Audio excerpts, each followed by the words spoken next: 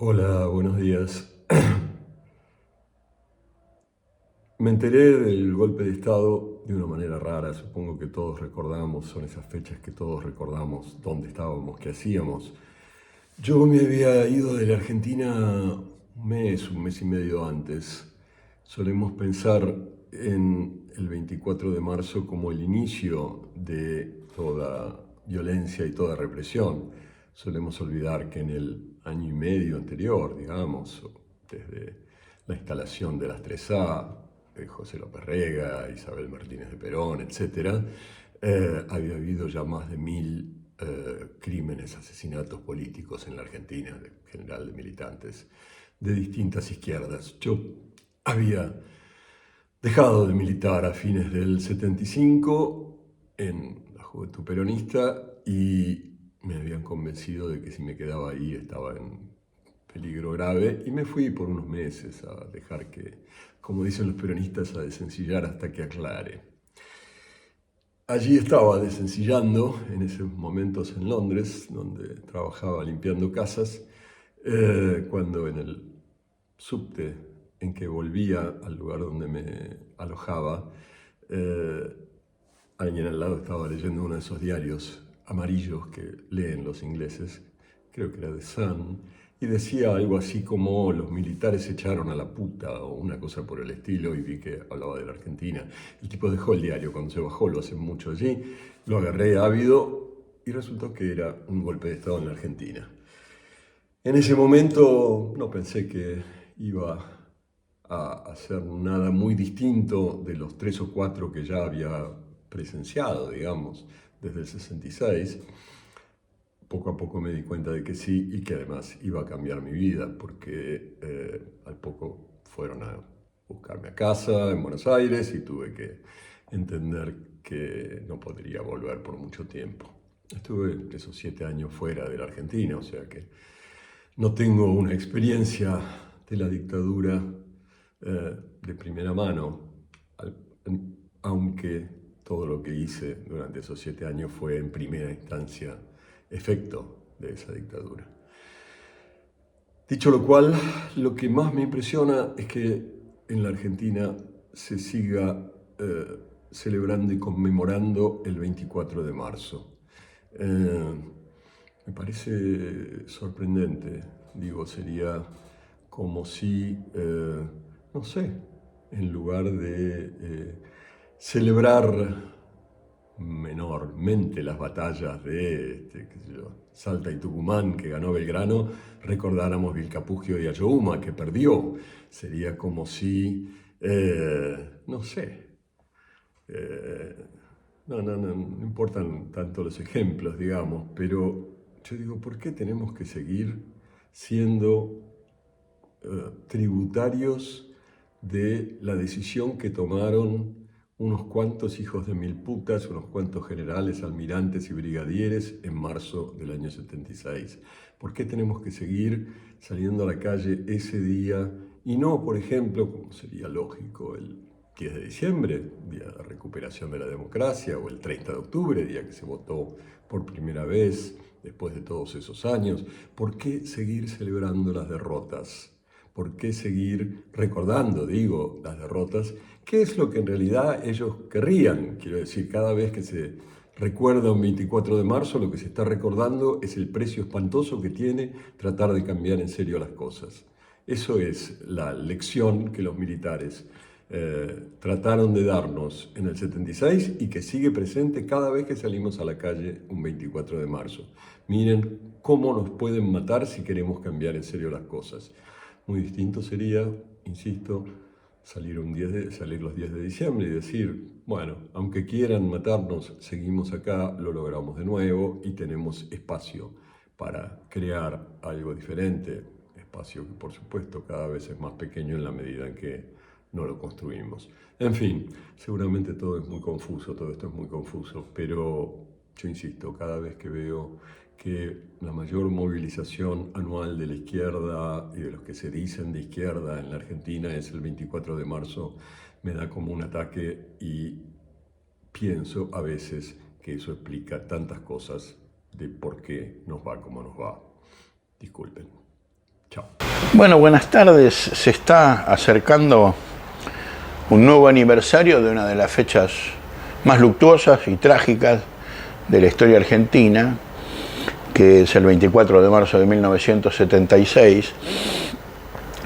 Y creo que es una buena oportunidad para reflexionar sobre qué herencia, qué balance, qué consecuencias para el país trajo aquella jornada en la que, más allá de toda otra consideración que se pueda hacer sobre el carácter digamos, y las falencias del gobierno anterior, era un gobierno constitucionalmente electo que hasta había ya dispuesto a adelantar las siguientes elecciones a fin de dar respuesta a una gravísima crisis institucional que había comenzado como mínimo 9 meses antes, en las jornadas de junio y julio de 1975, que culminaron en la primera huelga general que le hace la clase trabajadora argentina a un gobierno peronista, y que terminan con el desplazamiento de un grupo que se ve encaramado en el poder junto con Isabel Perón, comandado por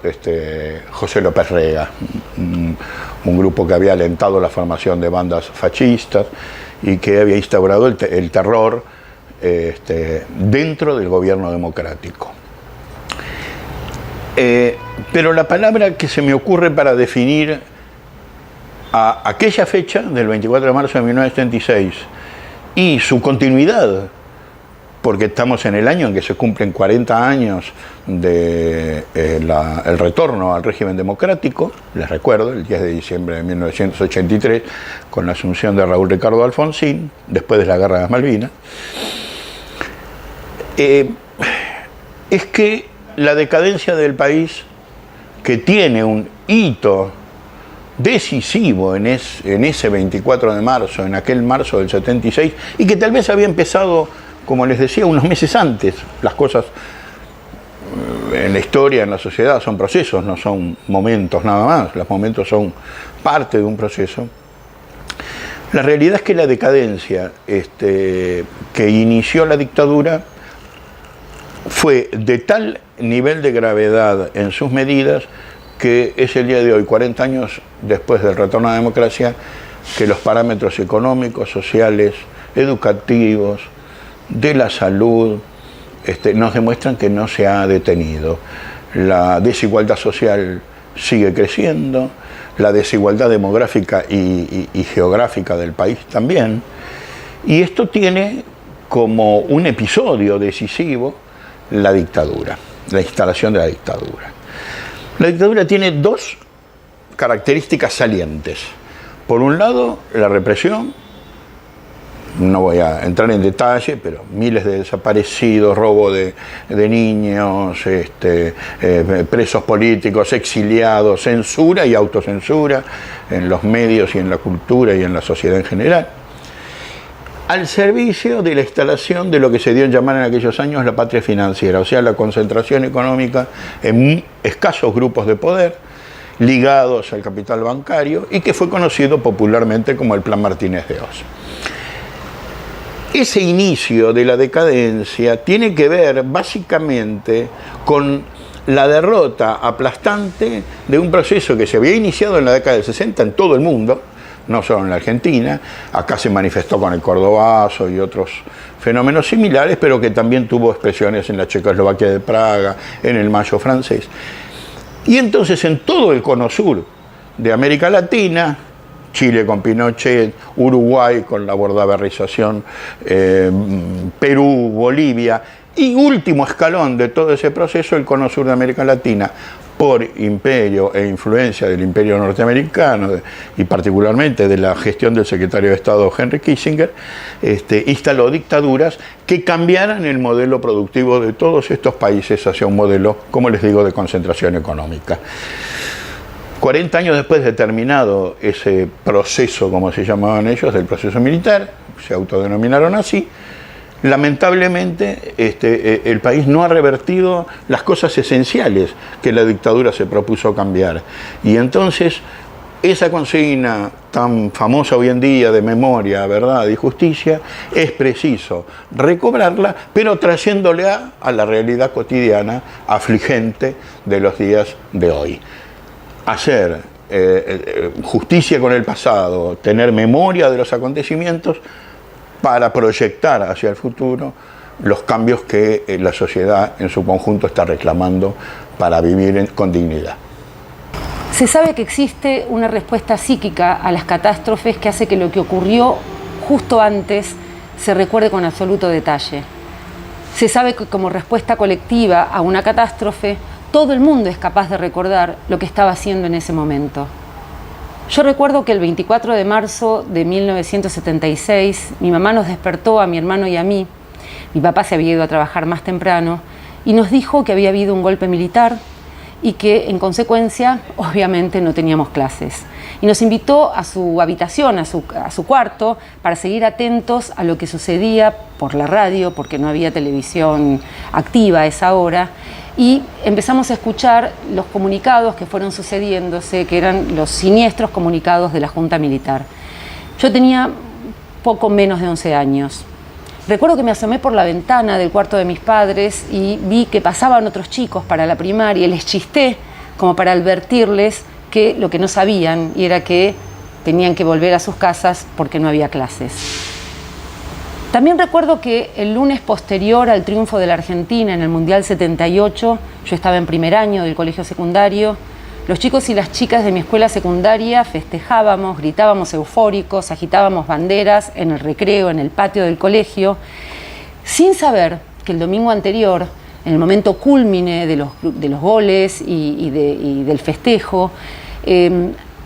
el momento ese de, digamos, uno podría decir, de la euforia monumental que ocurría en River, muy cerca de ahí había muchas personas que en un lugar más remoto, casi irreal, o pensando que era irreal eso que estaba ocurriendo afuera,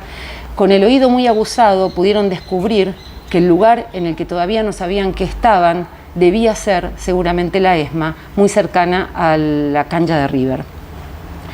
Recuerdo que el 2 de abril de 1982, o tal vez fuera el 3, cuando supimos que la Argentina había ocupado las Malvinas, yo estaba en retiro espiritual del colegio y ese día, con la declaración de la guerra, ahí sí, intuitiva y casi instantáneamente, me di cuenta de la catástrofe. Yo estaba en quinto año, tenía casi 17 años ya y no festejé nada, absolutamente nada, como había hecho como tontamente agitando la bandera en el Mundial 78, porque yo ya intuía o sabía ya que era una catástrofe. Recuerdo también que el 11 de septiembre de 2001, ya estábamos en democracia, un llamado telefónico me despertó y era mi papá que me contó que un avión se había incrustado en un edificio de Nueva York y enseguida prendí la televisión para enterarme después de que no era solo uno, sino 2 aviones. Recuerdo que esa tarde, en la Facultad de Filosofía y Letras, en la que yo ya trabajaba como ayudante de una cátedra de la Literatura Argentina 1, nos tocó, estábamos en paro, y nos tocó o nos asignaron ir a dar la clase abierta en la plaza de Primera Junta. Ese 11 de septiembre de 2001, Cristina Iglesia, que era la titular de ese momento en la cátedra, citó inevitablemente a Sarmiento, porque no había manera de no recordar también a Sarmiento el 11 de septiembre, y lo citó con una frase maravillosa que era: asistía, pues, sin saberlo, al último día de un mundo que se iba. Quienes tenemos más de 50 años recordamos perfectamente los días en que el pueblo argentino recuperó el ejercicio del voto y pudo volver a elegir libremente sus gobernantes en 1983. Yo ya tenía 18 años cumplidos, pero como los padrones tenían cierto delay, no me tocó votar y fui espectadora, si bien activa, pero fui espectadora de las experiencias cívicas directas de los otros.